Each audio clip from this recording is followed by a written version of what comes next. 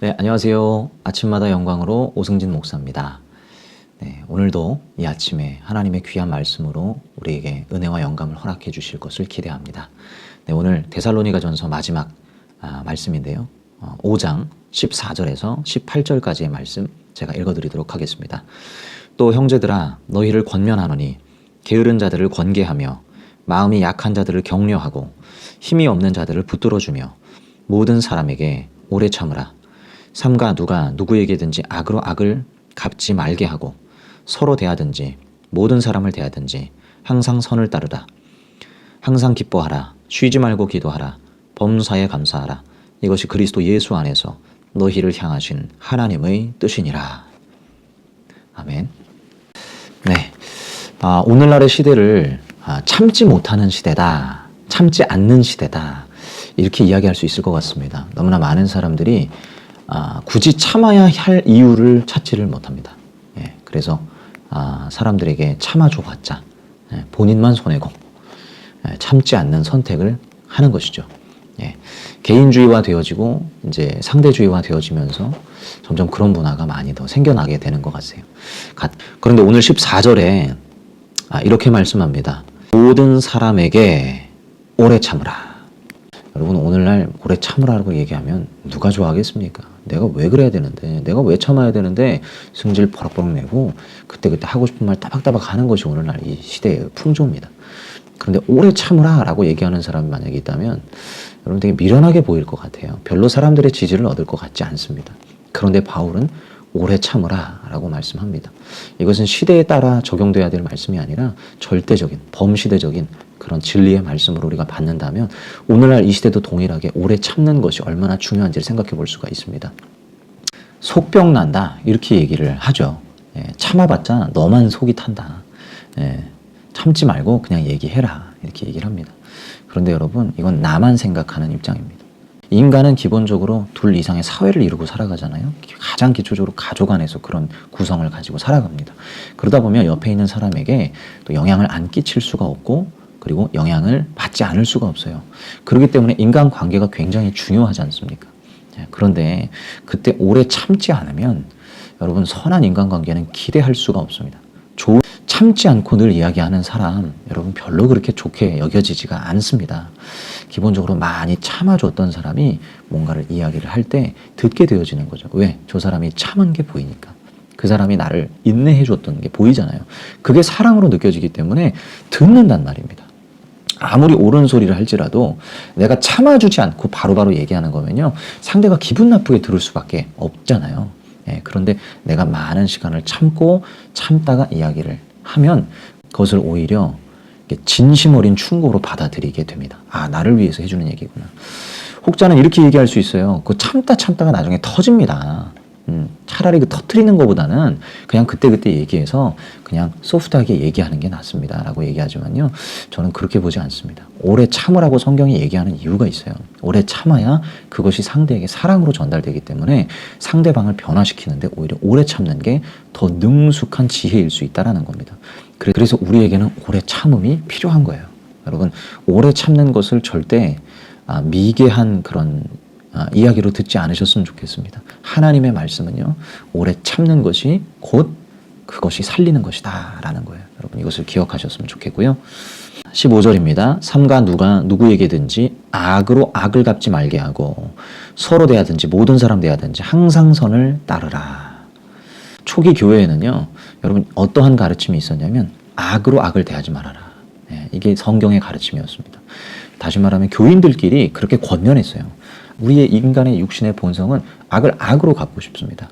똑같이 당한 만큼 갚아주고 싶어요. 그래서 그가 깨닫게 하려고 하는 거기도 하고 내가 이기려고 하는 것이기도 해요.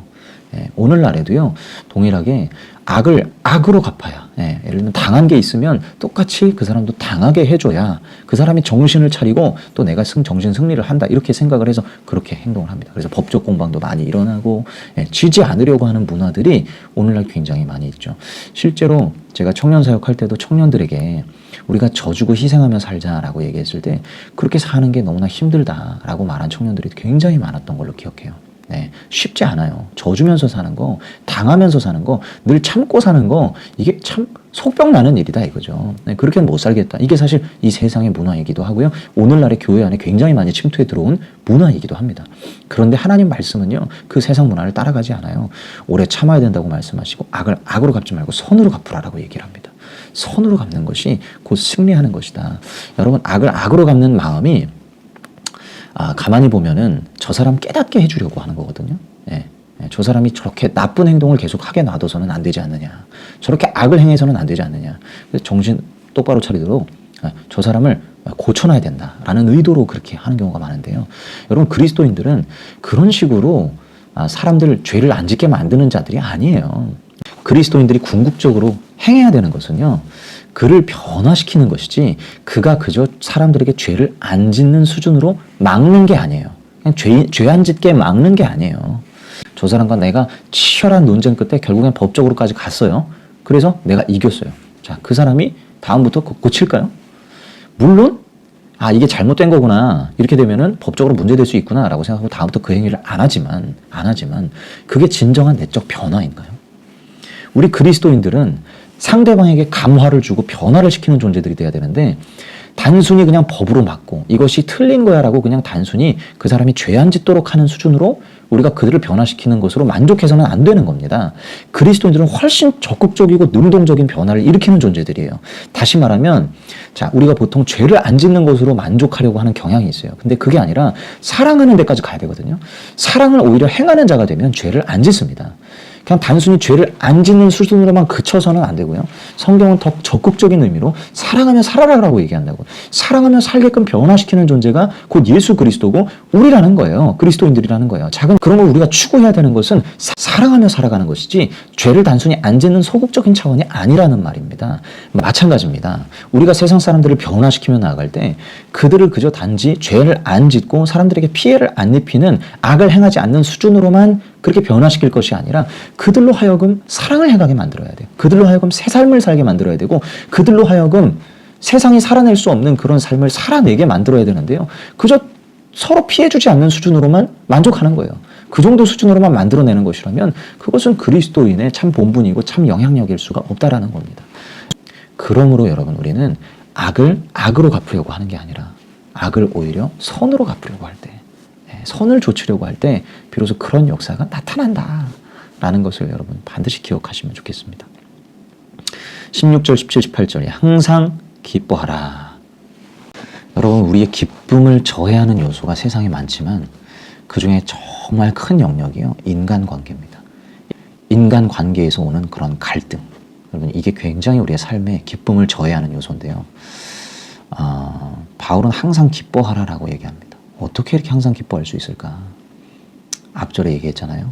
악을 악으로 갚지 말게 하라. 악을 악으로 갚는 게 아니라 선을 좇아라. 여러분 원수까지도 사랑하게 되어지면 우리의 기쁨이 사라지지 않습니다. 우리가 악을 악으로 갚으려고 하니까 기분이 잡치는 거예요. 아주 하루가 꼬이는 거예요. 그런데 나에게 악으로 갚는 사람을 선으로 갚으면 우리의 기쁨은 사라지지 않습니다. 오히려요, 여러분. 기쁨이 더해집니다. 하늘의 기쁨이 나를 장악하고 두릅니다.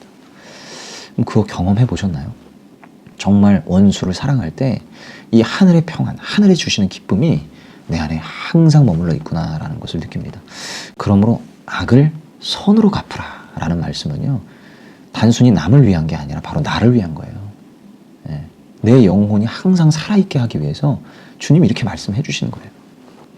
17절 쉬지 말고 기도하라. 항상 깨어서 기도하라. 늘 기도하는 삶을 살아라. 여러분 기도라는 것은 내 뜻을 하나님의 뜻에 맞추는 겁니다. 기도할 때마다 내 뜻을 가지고 나아갔다가 하나님의 뜻으로 바뀌는 역사가 일어나잖아요. 그게 진짜 기도할 때 일어나는 참된 열매거든요. 기도하다 보면 하나님의 뜻 앞에 아멘 하고 그렇게 굴복하고 돌아갈 때가 많아요. 하나님 이거 들어주시옵소서, 이거 해주시옵소서 하다가 주님 감사합니다. 하나님 아멘입니다. 이렇게 하면서 기도하고 끝날 때가 많거든요. 기도는 내가 아뢰는 것만이 아니라 듣는 거거든요. 그렇게 주님과 교제하는 게 기도인데 항상 기도하게 되어지면 그러면 내 뜻이 불쑥불쑥 튀어나올 때마다 하나님의 뜻으로 교정이 될 수 있어요. 그래서 기도는 하나님께서 예비해 두신 일종의 안전장치 같은 겁니다. 삐뚤어질 때마다, 어긋날 때마다 우리를 바로 잡아주시는 그런 안전장치. 그러므로 우리는 항상 깨어서 매 순간 기도하는 삶을 살아야 돼요. 그럴 때 비로소 우리가 악을 악으로 갚지 않고 모든 사람에게 오래 참으며 선을 쫓는 삶을 살 수가 있다라고 바울이 이야기해 주는 거죠. 자, 18절에 범사에 감사하라. 이것이 그리스도 예수 안에서 너희를 향하신 하나님의 뜻이니라.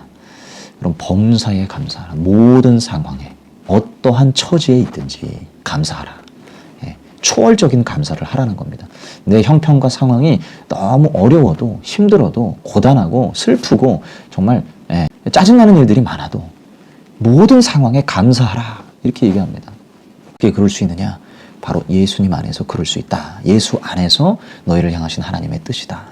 예수 그리스도를 통하여서 보여지는 하나님의 뜻이다 라는 말이거든요. 그러니까 우리는 항상 예수 안에 있어야 된다. 바울이 늘 얘기합니다. 그리스도 안에 있으라. 그리스도 안에 머물러 있으라. 거하라. 예수 안에 거하라. 그리고 요한복음 15장에서도 포도나무 비유를 하시면서 나는 참 포도나무에 너희는 가지니 너희가 내 안에 내가 너희 안에 있어야 너희가 열매를 많이 맺는다. 그러니까 그리스도 안에 머물러 있으라라는 거거든요. 항상 예수님 안에 내가 살아가는 거예요. 오늘도 예수 그리스도께서 나를 위해서 이 죄인인 나를 위해서 죽으신 분이시요. 이 죄인인 나를 위해서 희생하신 분이시요. 이 죄인인 나를 위해서 사랑해 주신 분이시라는 그 생각, 그 믿음, 그 바라봄을 가지고 오늘 하루 그렇게 살아갈 때 비로소 예수 그리스도 안에서 나 같은 원수 같은 나를 사랑해 주신 하나님의 그 오래 참으심과 선을 조차 행하신 하나님의 인내하심과 사랑하심을 내가 깨닫게 되는 거예요. 그 뜻을 발견한다라는 거예요. 그래서 우리가 그러한 삶을 살게 되어진다. 그러므로 범사에 어떤 처지든지 어떤 상황이든지 감사할 수 있게 되어진다 라고 주님 말씀하시는 겁니다. 네, 여러분 오래 참는 것에 대해서 여러분 그 부정적으로 생각하지 않으셨으면 좋겠습니다. 오히려 나의 오래 참음으로 인해서 상대가 변화됩니다. 내 오래 참는 것이 열매 맺는 때가 반드시 옵니다. 나는 사람들한테 선한 영향력 안 끼칠 거야. 변화시키지 않을 거야. 나는 나만 생각할 거야. 그러신 분들은 뭐 굳이 오래 참지 않으셔도 돼요. 근데 뭐하러 그리스도인 되셨습니까? 뭐하러 예수 믿는 거예요? 예수 믿는 사람은 작은 예수가 돼서 세상에 영향력 끼치면서 살아가야 돼요. 그게 사명이고 소명이에요. 사람들을 변화시키는 존재가 돼야 되잖아요. 우리가 다 그거 우리 갈망하잖아요. 원하잖아요. 그러면 오래 참을 수 있어야 돼요. 오래 참다가 터져도요. 그 참았다라는 것 때문에 그 사람이 내 말을 들어요. 그 사람이 변화되기를 힘써요. 그래서 오래 참는 게 너무나 귀한 열매를 맺는 도구가 됩니다. 악으로 갚는 것이 아니라 선으로 갚는 삶. 그래서 우리 안에 기쁨이 넘치고 기쁨이 사라지지 아니하고 그리고 순간순간 육으로 올라올 때마다 항상 깨어서 기도함으로써 내 뜻이 아니라 하나님의 뜻으로 맞추고 고정하는 삶을 살 때 우리가 모든 범사의 상황 가운데 감사할 수 있게 될 줄로 믿습니다. 여러분 제가 기도하고 오늘 그런 삶을 살게 해달라고 간절히 제가 기도하고 마치도록 하겠습니다.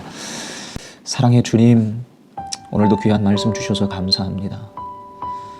예수 그리스도께서 죄인인 나를, 원수인 나를 위해 자기의 목숨을 아낌없이 바치시고 나를 살리셨건만 주님, 저는 너무나 많은 경우에 예수 그리스도를 닮지 못했고 그리스도의 발자취를 따르지 못했음을 고백합니다.